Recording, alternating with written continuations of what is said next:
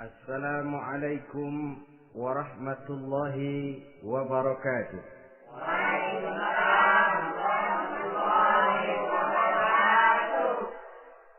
Bismillah walhamdulillah wassalatu wassalamu ala sayyidina Rasulillah wa ala alihi wa sahbihi wa mawalah. La hawla wa la quwwata illa billah, amma ba'du. Saudara-saudara kaum muslimin yang berbahagia, di dalam kehidupan ini kita senantiasa mengambil i'tibar, contoh dan teladan dari orang-orang sebelum kita.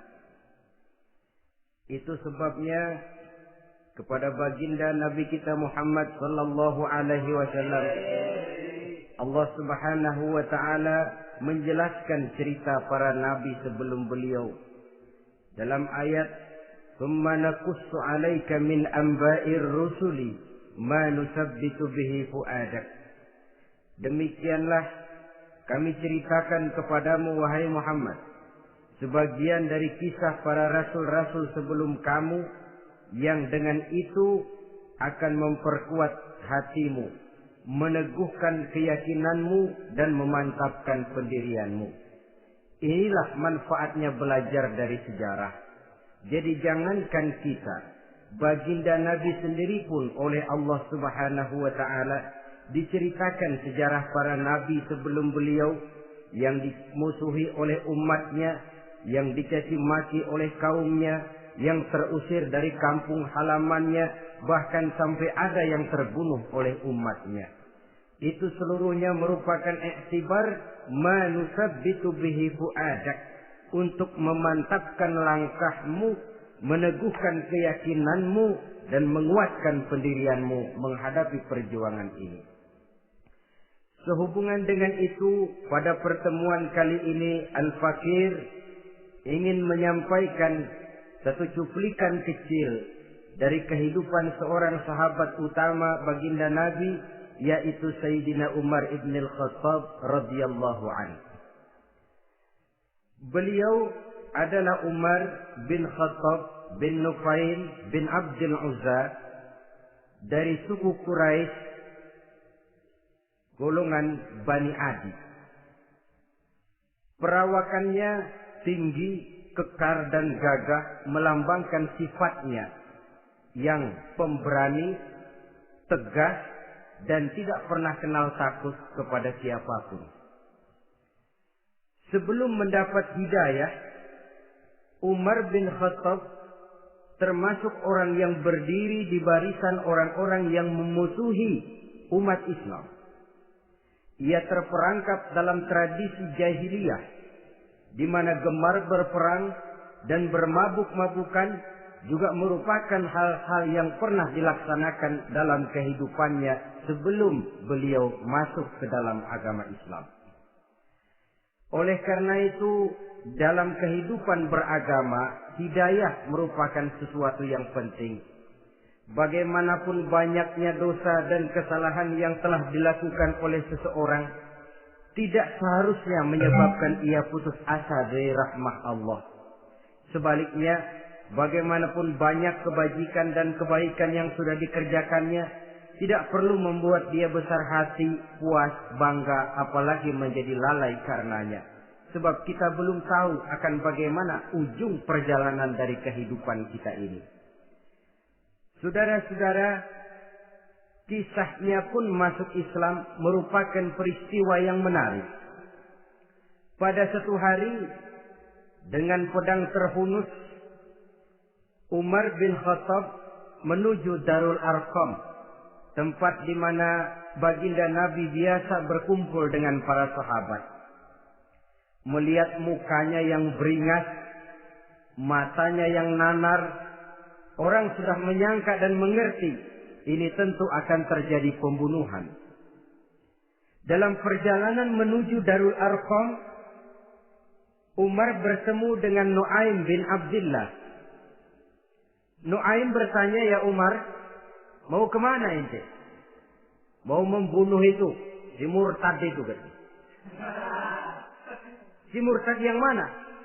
Yang mana lagi? Itu yang memecah belah kita, yang menghina berhala-berhala kita, yang menjelek-jelekkan nenek moyang dan keturunan kita. Siapa lagi kalau bukan Muhammad? Kata Nuaim Umar, enggak salah. Tidak salah lagi. Salah Umar. Salah kenapa? Apa kamu enggak malu? Kamu mau pergi membunuh Muhammad.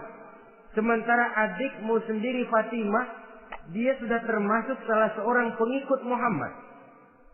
Mendengar ini, muka yang memang tadinya sudah marah dan merah, tambah jadi kelabu. Bukan main mangkelnya Umar bin Khattab. Orang lain dia musuhi, orang lain dia kejar-kejar. Ini malah adiknya sendiri menjadi pengikut dari baginda Nabi. Tidak jadi menuju Darul Arqam, dia berangkat ke rumah adiknya Fatimah. Adapun di rumah Fatimah sedang berkumpul Fatimah, suaminya Sa'id bin Zaid, dan seorang sahabat Habbab ibnul Arad. Mereka sedang membaca Quran. Waktu itu Quran belum lagi dijilid macam sekarang. Jadi masih merupakan suhuf atau lembaran-lembaran tercecer saja. Ketuk pintu. Ya tentu tidak assalamualaikum karena dia belum Islam. Tok, tok, tok. Siapa di luar? Umar. Mendengar suaranya saja, ini sahabat yang namanya Habbab ibnul Arad sudah lari ke belakang pintu. Sambil qomat kamit baca doa mohon diselamatkan oleh Allah. Adapun Fatimah yang sedang memegang suhuf, lembaran tulisan Quran itu, menyembunyikan suhuf itu di belakang bajunya. Umar masuk. Fatimah, saya bang. Apa benar berita yang saya dengar? Berita apa itu bang? Bahwa kau sudah masuk Islam. Bang, andai kata Muhammad memang benar, bagaimana? Sudahlah, jangan belit-belit. Jawab saja, kau masuk Islam benar atau tidak? Ya. Saudara hadirin, begitu dikatakan iya, tangannya langsung melayang, menampar muka adiknya ini, sehingga mengalir darah dari hidungnya. Suaminya Sa'id bin Zaid yang mencoba melindungi istrinya, dipegang lehernya, dibanting, diduduki dadanya. Oh ini jawara ini.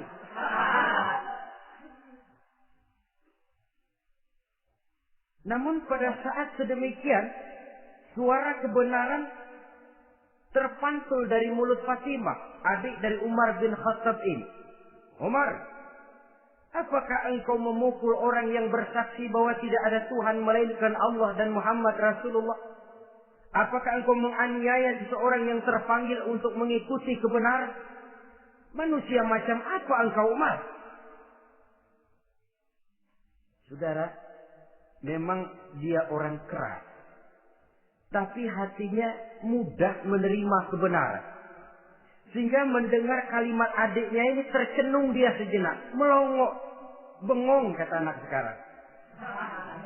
Ini kalau tidak karena keyakinan yang mantap, tidak mungkin orang ini anak adik saya ini bicara macam begini. Umar, mengapa engkau memukul orang yang bersaksi bahwa tidak ada Tuhan melainkan Allah dan Muhammad Rasulullah? Mengapa engkau pukul orang yang mengikuti kebenaran menerima hidayah dari Allah? Begitu yakin dan mantapnya, walaupun di tengah satu hal yang sangat menakutkan. Siapa yang tidak takut orang Quraisy berhadapan dengan Umar bin Khattab yang dikenal sebagai singa padang pasir pada waktu itu? Malahan dia termasuk salah seorang jagoan di tradisi masyarakat jahiliyah itu. Ada satu pasar yang namanya pasar Ukaz. Tiap tahun di pasar itu diadakan pesta. Pertama pertandingan syair. Jadi penyair waktu itu jadi kebanggaan. Syair-syair yang menang itu digantung di dinding Ka'bah. Jadi setiap suku akan bangga kalau mempunyai ahli syair yang hebat. Nah, lalu diadakan juga lah perlombaan balap kuda, memanah, termasuk gulat. Lah Umar ini tiap kali pertarungan mesti menang. Belum pernah ada yang berhasil mengalahkan dia. Jawara. Saudara-saudara, mendengar adiknya begitu mantap hatinya, apalagi ketika adiknya berkata begitu, suhuf, lembaran yang disembunyikan di belakang bajunya tersembul. Apa yang kau sembunyikan di balik bajumu itu? Suhuf. Apa suhuf itu? Lembaran Al-Quran. Coba saya lihat. Enggak boleh. Kenapa? Kamu kotor.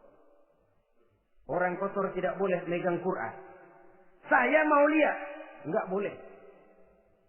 Kalau kamu mau lihat, mandi dulu.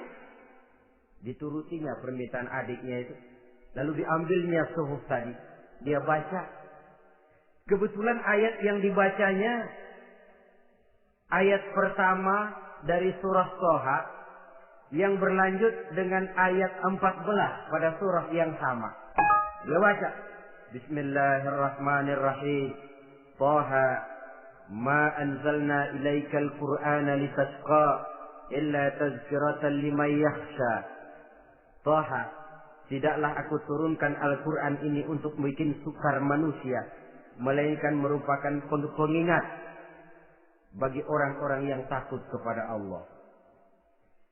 Lalu pada ayat ke-14, Innani anallahu la ilaha illa ana fa'budni. Sesungguhnya akulah Allah. Tidak ada Tuhan melainkan aku. Maka hendaknya hanya kepadakulah kamu menyembah. Wa aqimis salata li dzikri. Dirikanlah salat untuk mengingat aku. Inna sa'ata atiyatun akadu ukhfiha litujza kullu nafsin ma tas'a. Sesungguhnya kiamat itu pasti akan datang. Yang sengaja waktunya kami tidak beritahukan kepada kamu semua, untuk kami balas segala setiap orang tentang apa saja yang telah mereka lakukan dalam kehidupan di dunia ini. Setelah membaca ayat ini, gemetar tangannya. Ini sih nggak main-main ini. Ini belum pernah saya baca ajaran semacam ini. Tidak patut orang yang mempunyai kitab suci semacam ini dimusuhi. Ini sesuatu yang benar, tergetar jiwanya. Hei, Fatimah, Muhammad di mana Muhammad? Saya tidak akan memberitahu kepada kamu. Di mana? Saya tidak akan memberitahu. Lebih baik kau bunuh saya kalau memang maksudmu mau mencelakakan Muhammad. Sama sekali saya tidak akan mencelakakan dia, Fatimah. Kasih tahu saja, di mana dia? Darul Arqam. Bergegas dia menuju Darul Arqam. Di dalam Nabi memang sedang kumpul dengan para sahabat. Termasuk ada Sayyidina Hamzah yang juga terkenal jawara juga. Ketuk pintu. Ketuk pintu. Siapa di luar? Umar. Di dalam ini geger sebagian sahabat. Umar datang ini pasti bencana. Umar datang, wah, kalau istilah kampung, kerok dan urusan.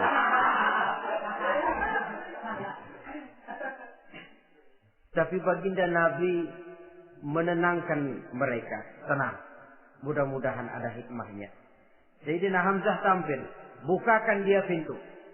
Kalau niatnya baik, kita terima. Kalau niatnya tidak baik, saya paling depan.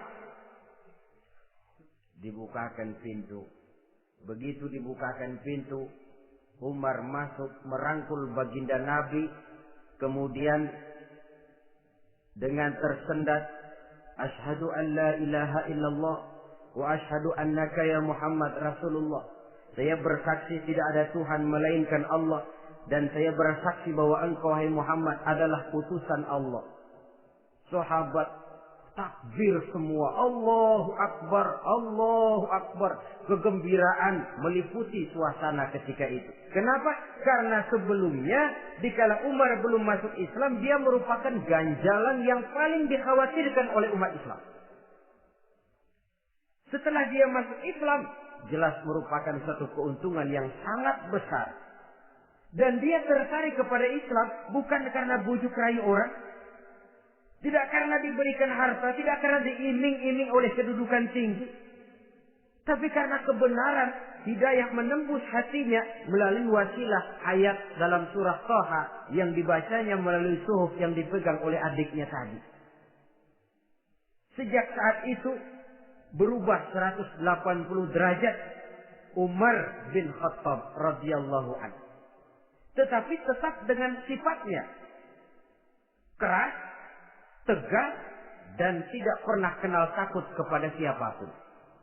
Cuma kalau sebelum Islam dia kerasnya kepada Islam, setelah dia masuk Islam muter arah kepada siapapun yang memusuhi Islam, dia bersikap keras, tegas, dan tidak pernah kenal takut.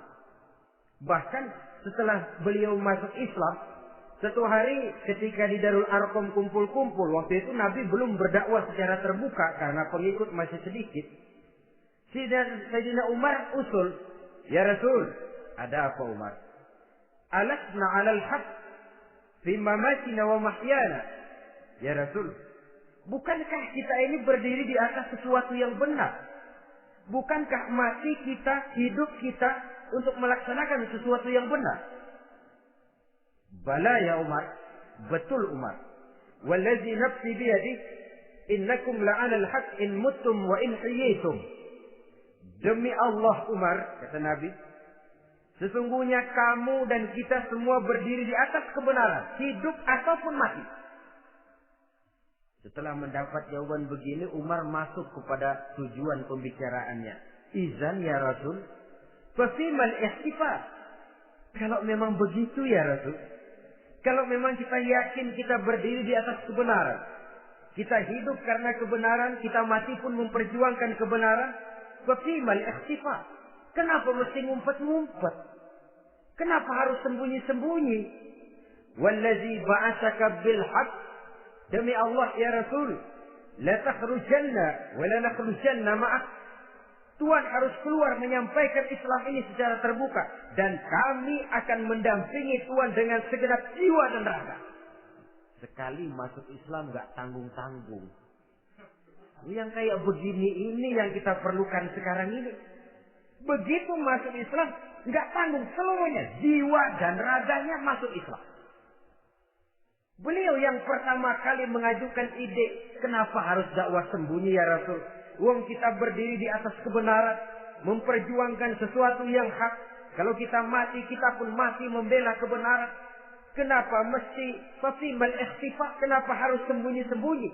Mulai sekarang mari keluar ya Rasul, saya akan dampingi Tuhan, nyawa taruhannya. Saudara hadirin yang saya hormati, selalu dia tempat-tempat yang pernah dia melaksanakan maksiat sebelum dia Islam, selalu dia kunjungi sampai dia berkata, tidak ada tempat yang pernah saya melakukan kesalahan sebelum saya Islam yang harus saya tutupi dengan kebajikan setelah saya Islam sekarang ini. Bahkan ada satu riwayat menjelaskan beliau itu yang tinggi badannya, kekar perawakannya, gemetar orang ngadepin dia. Tapi beliau sendiri sangat mudah gemetar kalau sudah mendengar ayat-ayat Allah.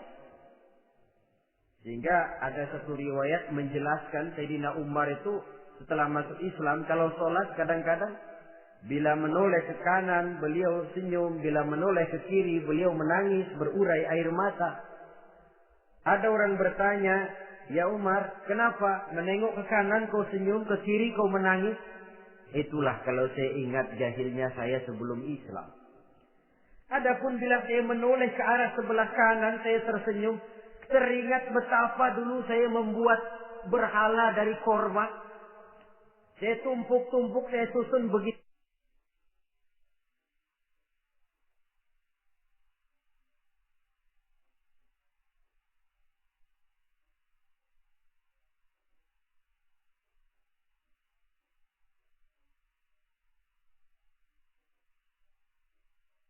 Itu rupa. Setelah saya sembah, saya makan itu korban. Gagah betul saya waktu itu. Sampai Tuhan pun saya makan. Adapun kalau saya menoleh ke kiri, teringat putri kesayangan saya yang terbawa oleh tradisi jahiliyah. takut menanggung aib, merasa malu mempunyai anak perempuan sampai dia terkubur hidup-hidup. Berurai air mata saya mengingat semua itu. Padahal Nabi sudah memberikan jaminan. Sebab saudara, jangan lupa, orang kafir masuk Islam, dalam Islam itu dihitung dari bayi lagi. Dari nol, itulah untungnya. Jadi misalnya sudah 60 tahun, dari kecil sampai 60 tahun kafir. Umur 61 masuk Islam. Nah, sejak umur 61 itulah yang dihisab oleh Allah. 60 tahun ke bawah gratis bersih pemutihan. Istimewa betul. Tapi jangan lalu diniatin, gua kafir aja. Nanti sudah tua-tua mau giliran mati baru Islam. Nah, itu diniatin lain. Ini yang karena faktor hidayah, saudara-saudara. Nah, cintanya kepada baginda Nabi luar biasa. Dalam setiap pertempuran beliau selalu di front terdepan. Bahkan demikian cintanya sampai ketika hari di mana baginda Nabi wafat, saudara-saudara. Disampaikan berita wafat Nabi kepada Umar. Ya Umar, baginda Nabi sudah wafat. Kamu ngomong apa? Baginda Nabi sudah wafat. Bukan sedih, nyabut pedang, keluar matanya melotot. Siapa yang bilang Muhammad mati, saya tabas batang lehernya. Begitu cintanya beliau kepada baginda Nabi, sampai-sampai nggak menerima kalau Nabi wafat. Taruhlah nggak bisa mati bersamaan, bolehlah mati beriring-iring saja barangkali maksudnya. Saudara-saudara, cabut pedang, saya ban kemana-mana. Ayo, siapa ngomong Muhammad mati, saya tebas batang lehernya. Sampai bertemu dengan Sayyidina Umar, Sayyidina Abu Bakar. Di tempat orang banyak, Sayyidina Abu Bakar yang bijaksana ini pidato. Ayuhan nas, man kana ya'budu Muhammadan, fa inna Muhammadan qad mata. Wa man kana ya'budu Allah, fa inna Allah hayyun la yamut. Wahai manusia, barang siapa yang menyembah Muhammad, maka Muhammad sudah mati. Tetapi barang siapa yang menyembah Allah, Allah akan hidup selamanya dan tidak akan pernah mati. Mendengar pidato ini, Sayyidina Umar sadar bahwa sebenarnya yang tidak bisa mati itu cuma Allah. Bagaimanapun agungnya baginda Nabi, besarnya baginda Nabi, tinggi akhlak budi pekertinya Nabi, cintanya beliau kepada Nabi, tapi Nabi manusia. Dan manusia harus mati. Kemudian dibacakan surah Ali Imran ayat 144. Wa ma Muhammadun illa rasul qad khalat min qablihi rusul afa in mata aw qutila qalabtum ala aqabikum. Muhammad tidak lain daripada manusia, telah datang kepadanya rasul. Apakah jika ia mati engkau kembali menjadi murtad atau mundur ke belakang? Mendengar ayat ini dibacakan, Sayyidina Umar sadar, berurai air matanya, menangis dalam kesedihannya. Ini cintanya yang demikian tinggi kepada baginda Rasulullah sallallahu alaihi wasallam. Begitulah seluruh kesalahan yang dia lakukan pada saat sebelum dia masuk Islam, berusaha dia tutupi dan dia tebus dengan segala kebaikan, pengabdian, perbuatan soleh setelah dia masuk Islam. Sehingga diajarkan oleh baginda Nabi, ittaqillaha haitsu ma kunta wa atbi'i sayyi'atal hasanata tamhuha wa khaliqin nasa bi khuluqin hasanin. Bertakwalah kamu kepada Allah, kata Nabi, dimanapun saja kamu berada. Jadi takwa tidak kenal tempat. Dimanapun saja kamu berada, bertakwalah kepada Allah. Di rumah takwa, di pasar takwa, di kantor takwa, di tengah orang banyak takwa, pada waktu sendirian takwa. Ittaqillaha haitsu ma kunta. Bertakwalah kau kepada Allah dimanapun saja kamu berada. Jangan takwa pakai tempat. Di masjid takwa, di kantor nyolong.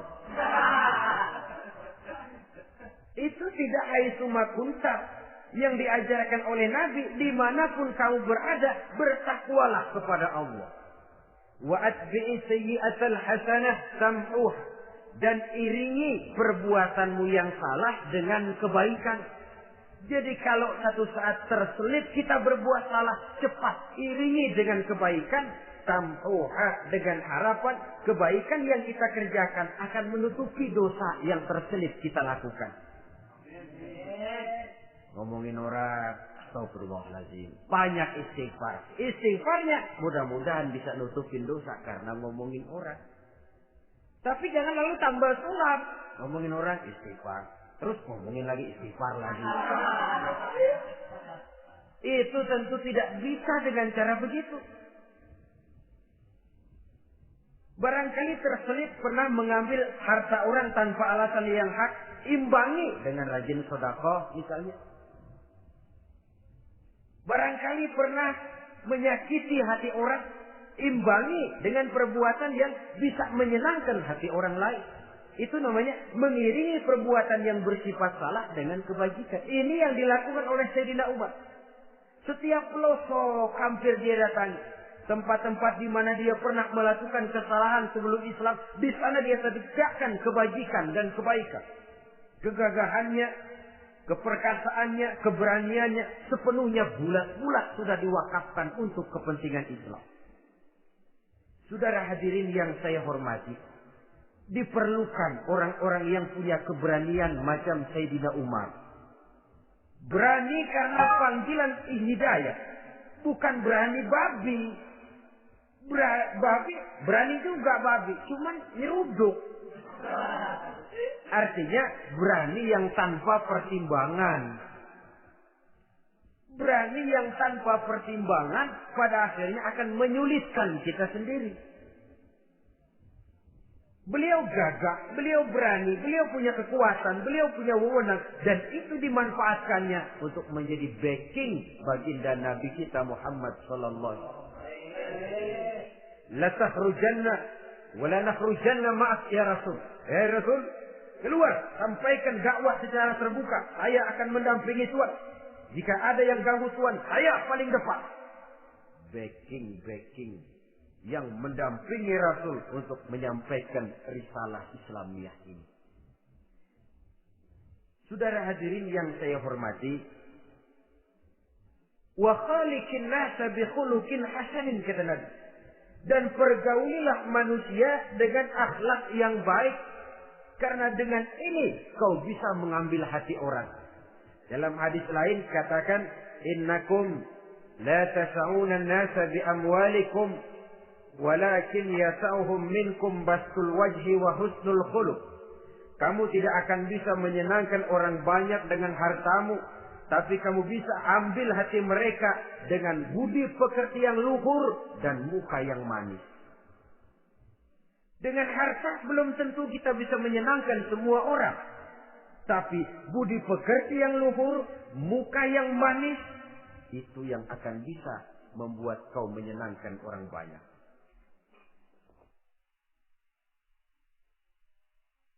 Setelah baginda Rasul wafat,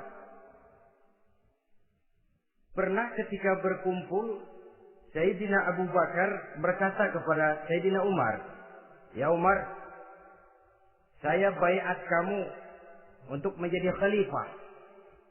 Jawab beliau, "Sayalah yang akan membaiat Tuhan. Tapi Anda lebih utama dari saya, Umar. Keutamaan saya akan saya berikan kepada Tuhan untuk mendukung kekhalifahan Tuhan." Di sini kelihatan wataknya yang tidak ambisius. Gagah, berani, perkasa, tapi tahu diri. Enggak nyelonong. Tidak menggunakan kekuasaannya, kegagahannya untuk maksud yang sewenang-wenang.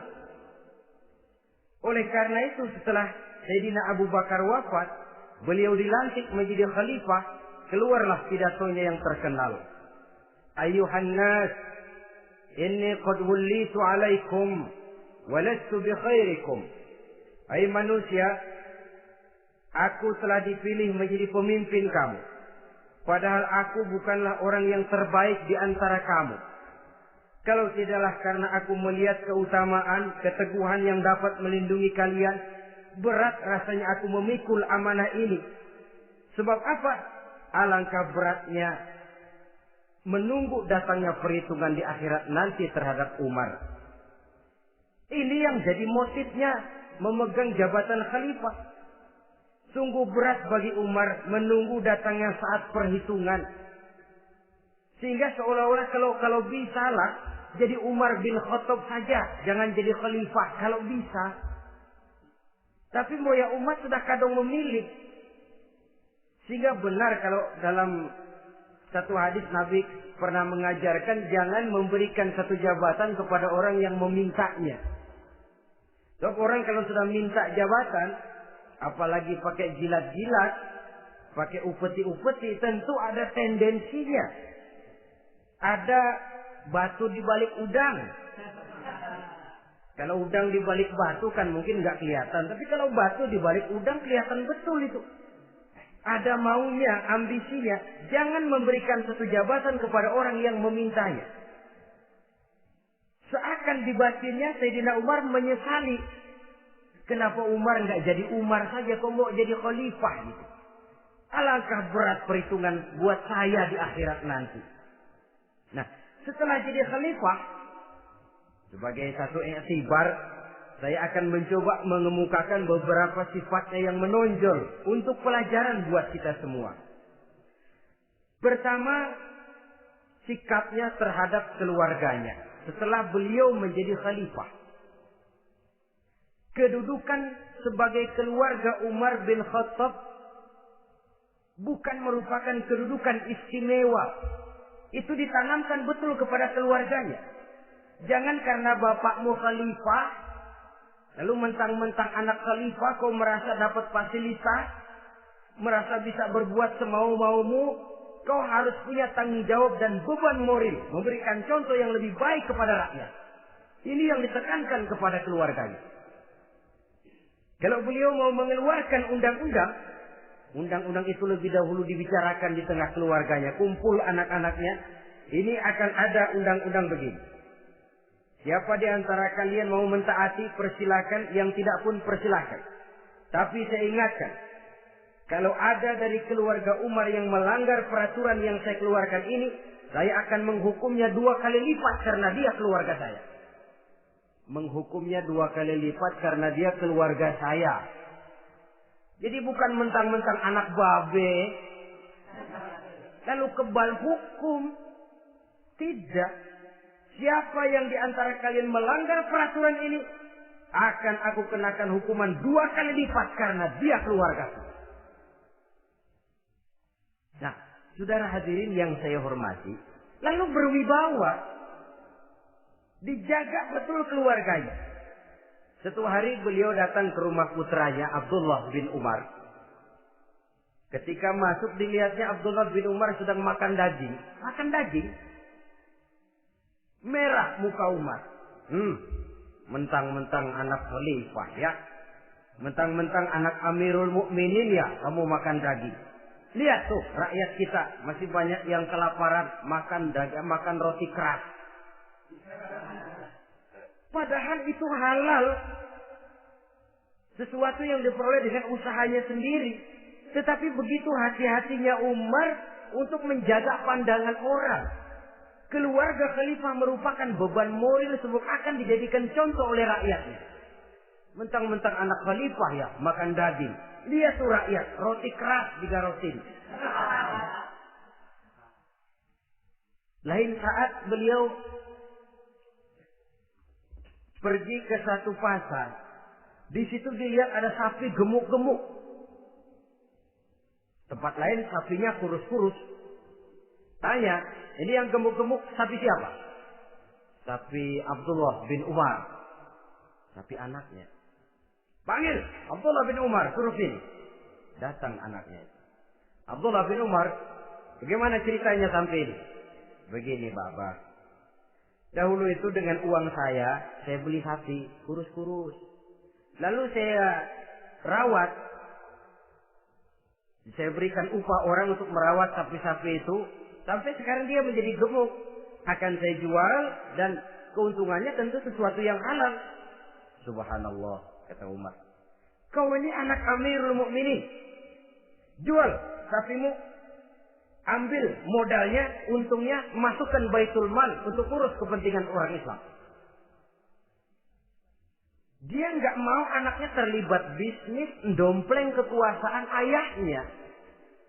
Karena mentang-mentang anak khalifah lalu segala macam bisnis lancar. Orang takut karena apa? Anak babe.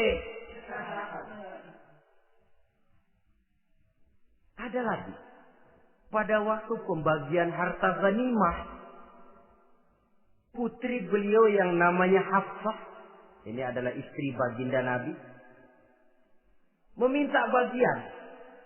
Kaum kerabat ayah, ini kerabat khalifah, kitalah dulu kerabat. Kalau kau kerabatku, maka jatahmu nanti dari ayahmu. Harta ini masih lebih banyak dibutuhkan oleh orang-orang Islam. Nanti belakangan, kalau ada sisanya. Belakangan kalau ada sisanya. La haula wala quwwata illa billah.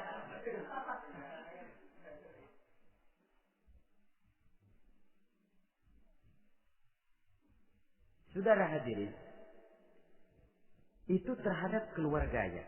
Kemudian apa sifat-sifat yang menonjol dari kepemimpinannya? Pertama, kesederhanaannya. Beliaulah satu-satunya khalifah, Amirul Mukminin, setingkat presiden kalau sekarang, yang punya jubah cuma 2 dan 1 pun punya anaknya. Tambelan lagi. Pernah sholat Jumat terlambat. Beliau naik mimbar untuk khutbah, sebelumnya minta maaf dulu. Saudara-saudara, maaf saya terlambat nungguin baju kering. Seorang khalifah nungguin baju kering. Sederhana dalam kehidupannya. Mari kita ambil satu cerita lagi. Pada waktu beliau jadi khalifah, yang diangkat jadi gubernur di Mesir adalah Amr bin As. Amr bin As hidupnya lebih mirip kaisar. Istananya besar, pakaiannya bagus-bagus. Nah, yang paling mengganggu pikiran Amr bin As, di sebelah istananya ini ada gubuk reok kepunyaan orang Yahudi lagi. Ini nggak pantas bener, masa di samping istana gubernur ada gubuk reot. Orang Yahudi lagi yang punya. Ini mesti, udah, bikin saja rencana, panggil dinas tata kota, bikin planning. Di sini mau dibangun masjid, proyek negara. Bikin gambarnya, susun anggarannya, tender. Saudara-saudara, si Yahudi yang punya gubuk reot dipanggil. Yahudi, ada apa, Pak? Kamu tahu nggak? Enggak. Iya, memang belum saya kasih tahu.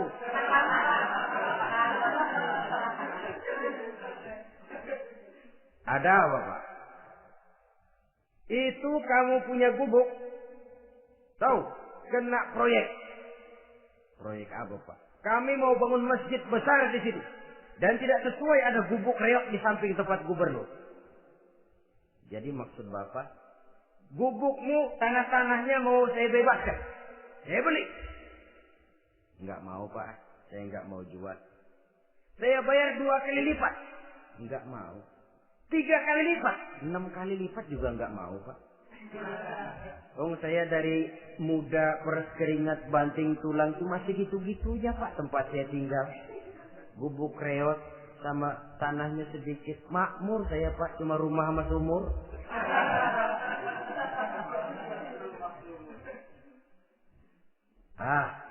Ini Yahudi kelewatan juga.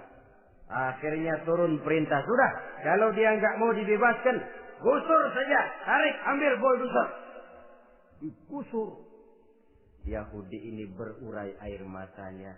Aduh, begini jadi rakyat kecil, udah jatuh ketiban ember lagi. Tapi pikir-pikir Amr bin As kan bukan yang paling atas. Dia kan cuma pejabat, masih ada atasannya lagi. Lapor lapor. Yahudi ini berangkat ke Madinah. Bayangkan dari Mesir ke Madinah. Jalan. Di sepanjang jalan dia berpikir. Pikir membanding-banding. Kalau gubernurnya saja istananya begitu mewah, apalagi khalifahnya. Kalau gubernurnya galak main gusur, apalagi khalifahnya. Dan saya bukan orang Islam, apa dia lemin ngadu? Apa dapat tanggapan? Berangkat dia sambil harap-harap cemas. Sampai di pintu kota Madinah. Dia temui orang lagi tidur di bawah pohon korma. Selamat siang, Pak. Ada apa? Pak. Apa? Mau lapor. Lapor apa? Bapak tahu Khalifah Umar bin Khattab? Tahu? Istananya di mana, Pak? Istananya di atas lumpur. Di atas lumpur. Di atas lumpur. Pengawalnya banyak, Pak. Banyak. Siapa, Pak? Yatim piatu, janda-janda tua, orang-orang miskin, orang-orang lemah, itu pengawalnya. Pakaian kebesarannya apa sutra apa, Pak? Pakaian kebesarannya malu dan takwa. Saya nggak ngerti, Pak. Itulah Umar bin Khattab. Lalu orangnya sekarang di mana, Pak? Di depan ente. Rupanya yang dia tanya itulah orangnya. Gemeter Yahudi ini, keringat bercucuran. Coba, istananya di atas lumpur. Sebab beliau berprinsip, bagaimana saya bisa menghayati nasib rakyat kalau saya tidak merasakan apa yang mereka rasakan. Bagaimana saya nggak bisa tahu sakitnya lapar kalau saya belum pernah kelaparan. Itu prinsipnya. Istananya di atas lumpur. Para pengawalnya yatim piatu, janda-janda tua, orang-orang miskin, orang-orang lemah dan tidak mampu. Dan pakaian kebesarannya malu dan takwa. Kamu dari mana? Dari Mesir, Pak. Ada apa? Mau laporan gubernur Bapak di Mesir yang namanya Amr bin As. Kenapa? Main gusur aja, Pak. Ceritanya? Iya, dia mau bangun masjid. Kebetulan di areal itu saya punya tanah sama gubuk segitu-gitunya. Saya nggak mau dibeli, digusur, Pak. Saya mau mencari keadilan. Begini. Kamu lihat tempat sampah itu? Lihat. Di situ banyak tulang. Coba kamu ambil kemari satu. Tulang unta, bawa sini. Bingung Yahudi. Pak, saya kemari mau cari keadilan. Kalau tulang mah di Mesir juga banyak, Pak.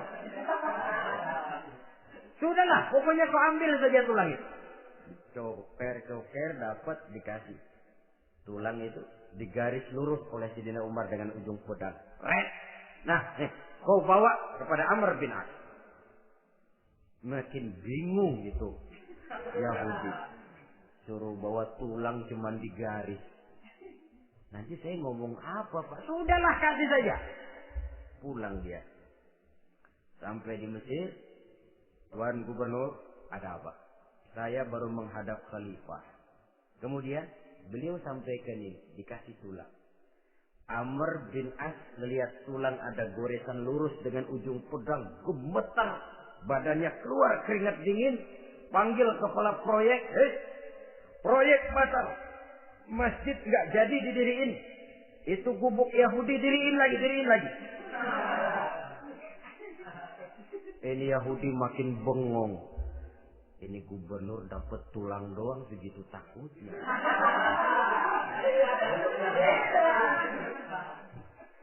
Ada apa sebenarnya Tuan Gubernur? Kamu tahu? Ini nasihat pahit buat saya dari Amirul Mukminin Umar bin Khattab. Seolah-olah beliau bilang, "Hai Amr bin As, jangan mentang-mentang sedang berkuasa ya. Pada suatu saat kau akan jadi tulang-tulang kayak begini. Maka mumpung kamu masih hidup dan berkuasa, berlaku lurus dan adillah kamu seperti lurusnya garis di atas tulang ini. Lurus, adil, jangan bengkok. Sebab kalau kamu bengkok, nanti aku yang luruskan pakai pedangku. Siapa yang nggak ngeper begitu? Sampai akhirnya apa? Kata si Yahudi, Pak, kalau begitu Islam adil ya? Adil. Kalau gitu biarin dah Pak, tanah saya. Mau kamu jual? Bukan saya jual Pak, saya kasih aja dah. Campur gubuk-gubuknya, ambil aja dah.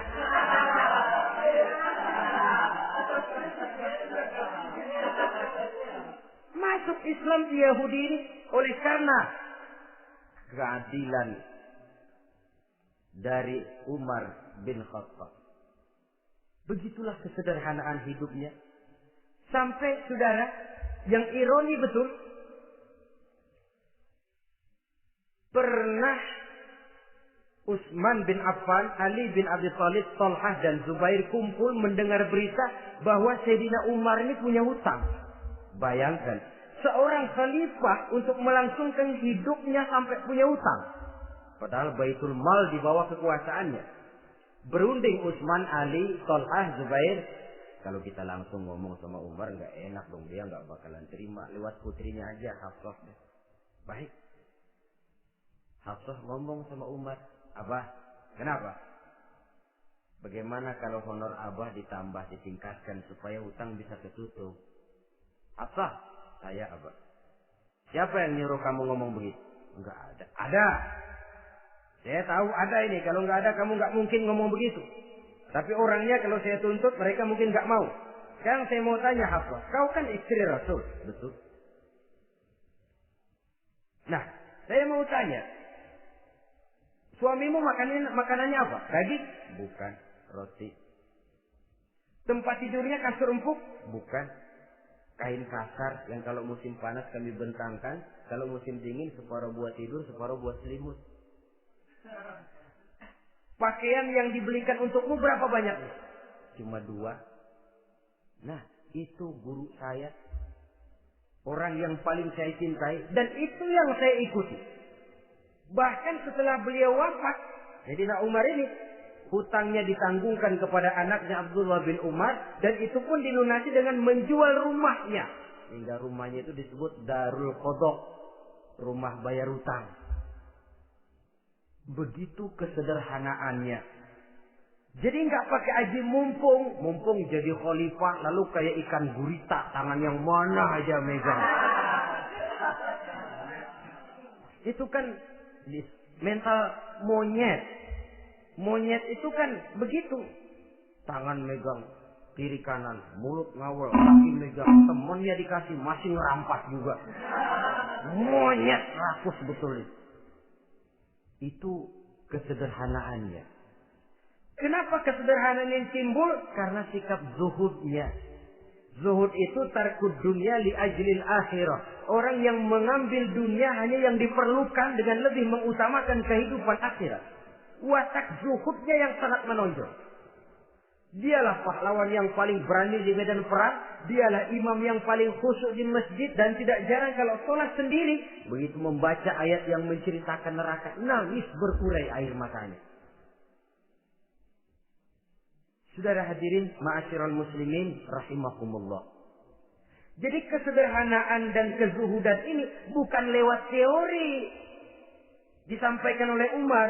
Bukan lewat penataran seluruh aparat. Tidak. Lewat contoh konkret. Inilah saya. Contoh sederhana dan zuhud. Bagaimana saya akan bisa merasakan penderitaan kalau saya sendiri tidak pernah menderita? Bagaimana saya akan tahu sakitnya lapar kalau saya belum pernah kelaparan?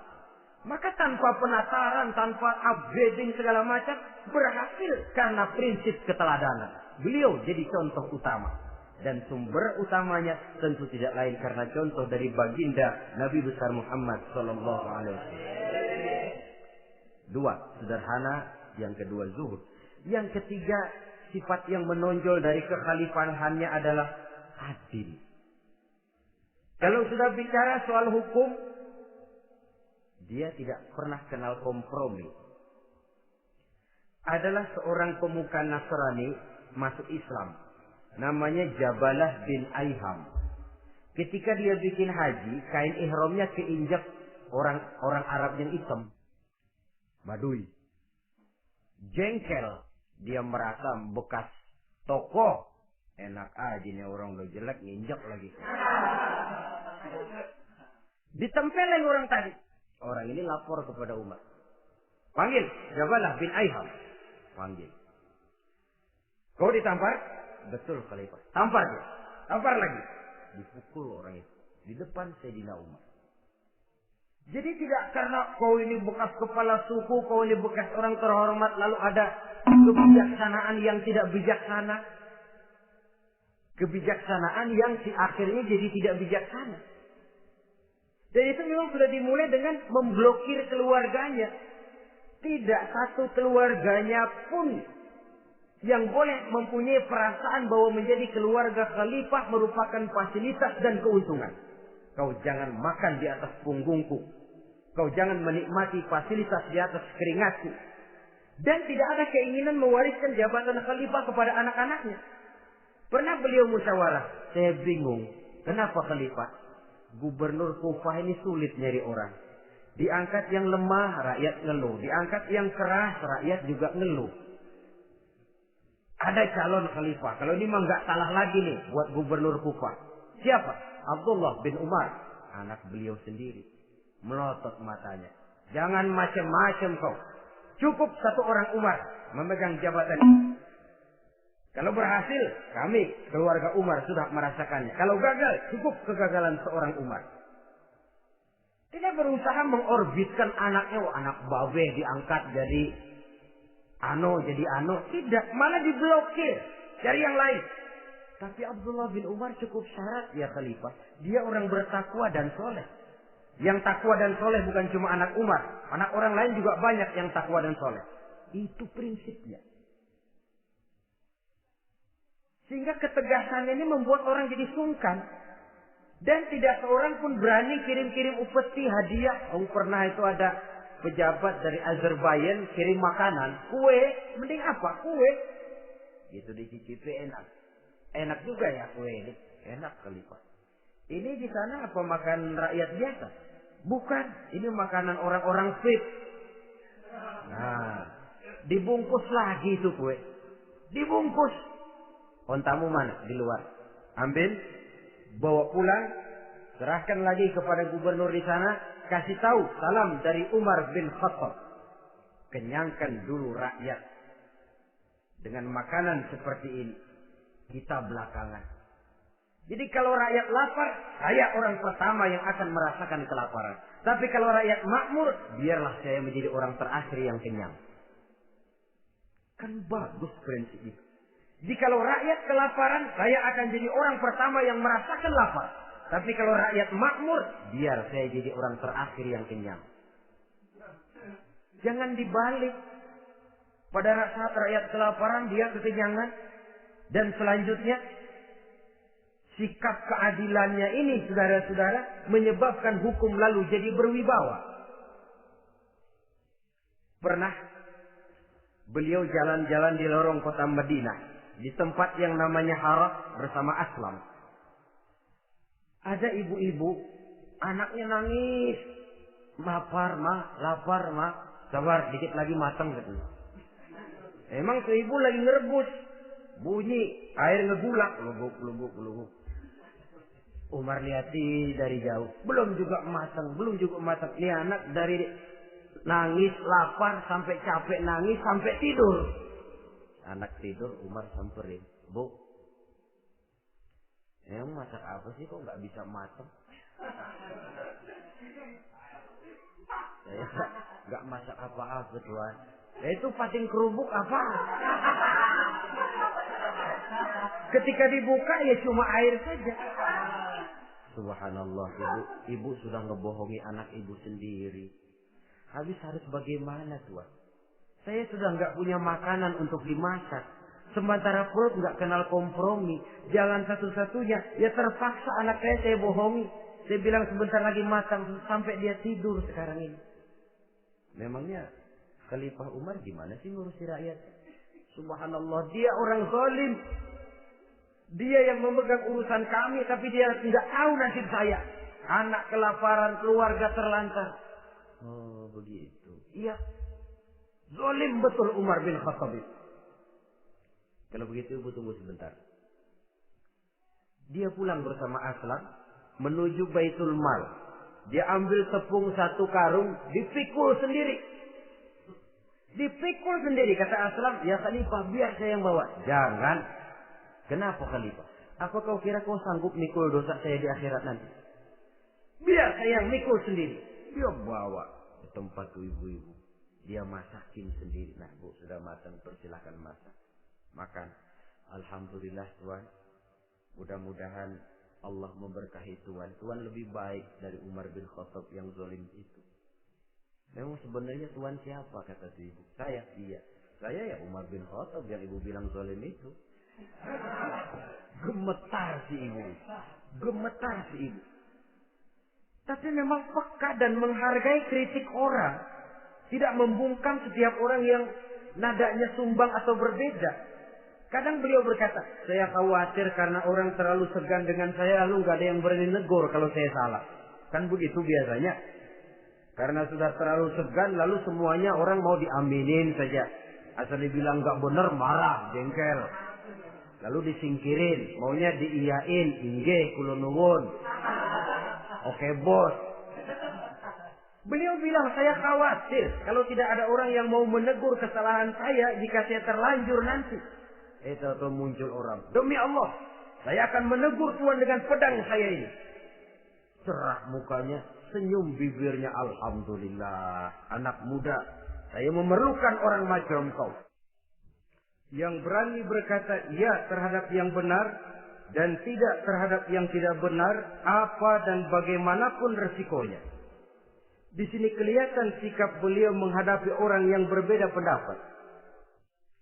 Keadilan, keberanian dan ketegasan, cepat menerima kebenaran, merupakan serentetan dari sifat-sifat utama beliau sejak masuk Islam sampai menjadi khalifah yang kedua.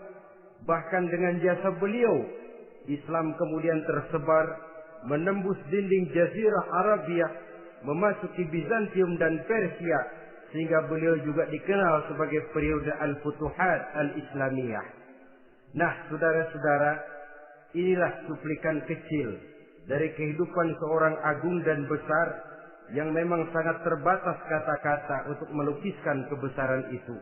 Namun yang secuplik ini mudah-mudahan menjadi sumbangan moral dalam rangka kita memperbaiki diri menuju kehidupan yang lebih baik. Terima kasih banyak atas segala perhatian. Mohon maaf atas segala kekurangan. Usikum wa nafsi bitaqwallah. Wassalamualaikum warahmatullahi wabarakatuh.